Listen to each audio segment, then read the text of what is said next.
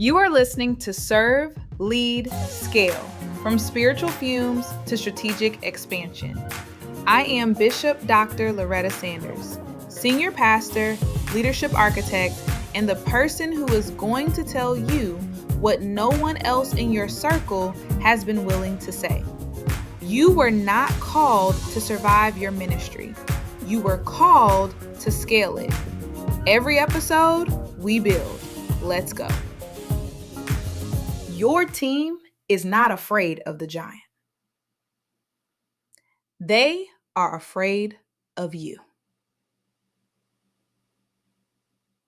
Picture the entire army of Israel.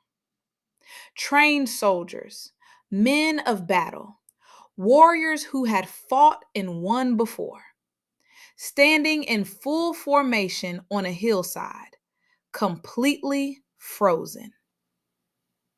For 40 days, because of one man standing on the other side of a valley. 1 Samuel chapter 17, verse 11. When Saul and all Israel heard these words of the Philistine, they were dismayed and greatly afraid. We have always read this story as being about Goliath, about the giant, about the obstacle, about the impossible odds. Today, I want you to read it differently, because Goliath was not the problem in that valley. Saul was. The giant did not paralyze Israel. The leader did. And it is happening in ministry teams right now.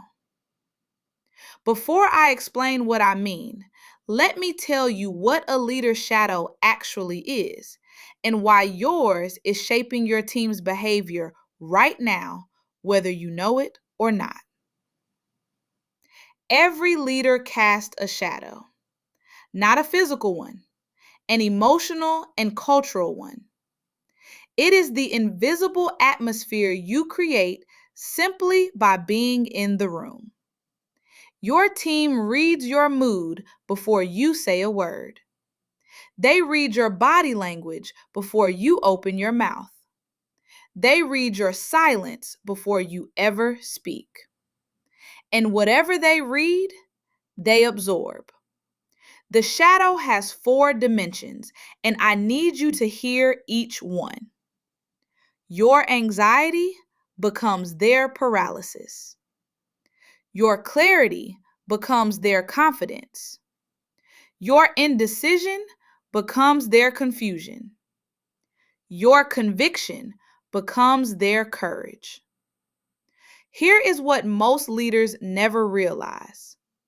Your team has already set their ceiling based on yours. They are not waiting to see what the obstacle can do. They are waiting to see what you will do. Your first move or your failure to move becomes their permission slip. Your team does not rise above your emotional ceiling. They organize beneath it. So let me ask you something before we go further. What is the dominant emotion in your leadership shadow right now? Not what you say in team meetings, not what you post on social media. What is the actual emotional atmosphere you are creating? And what is it doing to the people beneath it? Now, I want to show you the 3 most dangerous shadows a ministry leader can cast, because chances are you are carrying at least one of them right now. Shadow number 1, the anxiety shadow.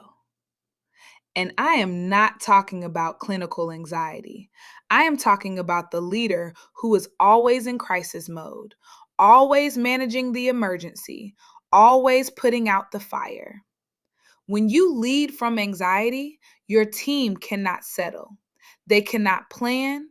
They cannot build, because the emotional signal they are receiving from you every single day is, we are not safe. And a team that does not feel safe cannot take the risks that expansion requires. Anxiety is contagious in an organization. It moves faster than any memo, any email, any announcement you will ever send. The moment your team senses that you are afraid, they become afraid. Not because they are weak, because they are human, and because you are their leader. Shadow number 2, the approval shadow. And this one is going to sting. The approval shadow belongs to the leader who cannot make a decision without consensus, who cannot move forward without everyone on board, who softens every hard truth to protect the relationship, who needs the team to like them more than they need the team to trust them. Here's the insight that changes everything about this shadow. When a leader needs approval from their team, the team loses respect for the leader. Not because they are cruel, not because they are ungrateful, but because they need someone they can trust to lead. And a leader who needs their approval cannot be that person. The most loving thing you can do for your team is not to make them comfortable. It is to make them confident. And confidence comes from clarity, not consensus. Shadow number 3, the survival shadow. This is the leader who is so consumed by getting through this week that they have no bandwidth to think about next year. And because the leader is in survival mode, the entire team is in survival mode. Nobody is building, nobody is developing, nobody is innovating. Because the shadow over the whole organization says, just get through Sunday. We will think about the future when things calm down. And things never calm down. Because survival mode is not a season, it is a shadow. And if the leader does not step out of it, the team never will. Survival mode is not a season, it is a culture. And cultures do not change on their own. Now, here is why I am not leaving you in the shadows. Because the same principle that makes a leader's shadow dangerous also makes it transformational. The shadow works in both directions, and David proved it. Let me take you back to that valley, because what David did in 1 Samuel 17 was not just defeat a giant. He changed the entire atmosphere of an army in one afternoon. Here is the context. For 40 days, Goliath stood in that valley and defied the armies of Israel. Every morning, every evening, the same challenge, the same giant, the same frozen army. Saul was the king. He was the tallest man in Israel. He had the armor. He had the authority. He had everything a military leader needed except one thing. He had no settled conviction. And because Saul was afraid, 40,000 soldiers were afraid. Not one of them could rise above the emotional ceiling their leader had set. The giant was real, but the paralysis was Saul's shadow, not Goliath's size. Then David arrived, a shepherd, no military rank, no formal training, no armor that fit. He walked into the same valley with a completely different shadow. Not arrogance, not recklessness, settled conviction. He already knew who he was. He already knew whose he was. He had faced the lion. He had faced the bear. And that settled conviction, that unshakable certainty, created a completely different atmosphere in the same valley where 40,000 men had been frozen for 40 days. David did not give a motivational speech. He simply moved, and his movement became the army's permission. Now, before I take you inside that valley, I want to make these 3 shadows real, not as concepts, as conversations, because I guarantee one of these rooms is yours. Here is what the anxiety shadow looks like on a Tuesday morning in your building. The leader walks into the staff meeting and opens with everything that went wrong last Sunday: the tech issue, the volunteer who did not show, the attendance that came in lower than expected. Before anyone has touched their coffee, the emotional signal in that room is already set.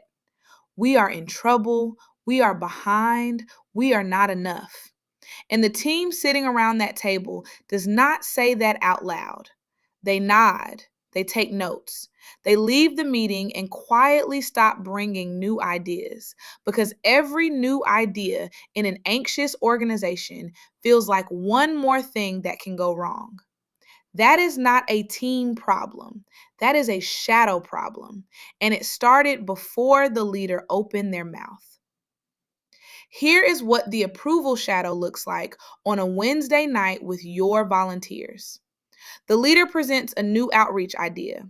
It is good, it is clear, and then, instead of making the call, the leader asks the room what they think. The most vocal person in the room pushes back. The leader adjusts. Someone else raises a concern. The leader adjusts again. By the end of the meeting, the original idea is unrecognizable, and the team has quietly learned one thing. In this organization, the loudest voice wins. Not the clearest vision, not the strongest plan, the loudest voice. 6 months later, that leader cannot understand why their team will not commit to anything. It is because you taught them that commitment is not required, just persistence. Here is what the survival shadow looks like in a Friday afternoon conversation with your department head. You ask them what they are working on for next quarter. They pause, and then, very carefully, they tell you what they are doing to get through next Sunday. Not next quarter, next Sunday. Because every time they have tried to think beyond this week, the week itself collapsed and required everything they had. So they stopped thinking ahead. Not because they lack vision, because the shadow above them said, survival first, strategy later. And later never came. 3 different rooms, 3 different teams, 3 different leaders, one root problem. The shadow the leader carried into that room became the atmosphere every person in it breathed. And no amount of vision statements, team building events, or motivational retreats fixes an atmospheric problem. Because the atmosphere is not created by the event, it is created by the leader who walks in the door. That is exactly what was happening in that valley outside Jerusalem for 40 days. And that is exactly what changed the moment a shepherd walked in, carrying something none of the soldiers had felt since the last time they had a leader who was not afraid. 1 Samuel 17, verse 52 tells us, the moment Goliath fell, the men of Israel and Judah rose up and shouted and pursued the Philistines all the way to Gath and to Ekron. The same men who had been running away for 40 days rose up and gave chase in one moment. Nothing changed about their training. Nothing changed about their weapons. Nothing changed about the enemy. The leader's shadow changed. And the entire organization transformed in one afternoon. David's movement became the army's permission. One leader stepping out of fear changed the atmosphere for 40,000 people. So here's what I want you to walk away with today. You cannot lead your team out of a shadow you are still living in. The first act of structural leadership is not reorganizing your org chart. It is not hiring a new staff member. It is not launching a new program. It is taking an honest inventory of the emotional atmosphere you are creating and deciding whether it is the one your ministry needs right now.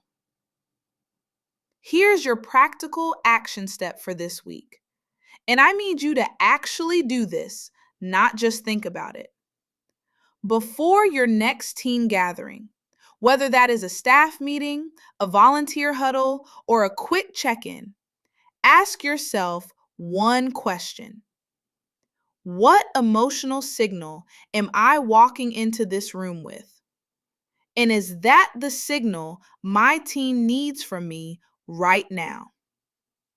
That single moment of self-awareness before you walk through the door is how you begin shifting the shadow. Here is your reflection question for this episode. Which of the three shadows has been the loudest in your leadership this season? The anxiety shadow, the approval shadow, or the survival shadow? Just name it, because you cannot shift a shadow you have not identified. The Ministry Capacity Micro Audit at youcanfaith.com/leadership includes a section specifically designed to help you identify your leadership shadow and its direct impact on your team's capacity. If you have not downloaded it yet, this is the episode that makes it essential. Download it free at youcanfaith.com/leadership. That link is in the show notes. Next week, we are going even deeper into the culture layer of your 90%. We are going to talk about artificial harmony and why the politeness in your team meetings may be the most expensive problem your ministry has right now. This is Serve, Lead, Scale. From spiritual fumes to strategic expansion. I am Bishop Dr. Loretta Sanders, and I will see you next week.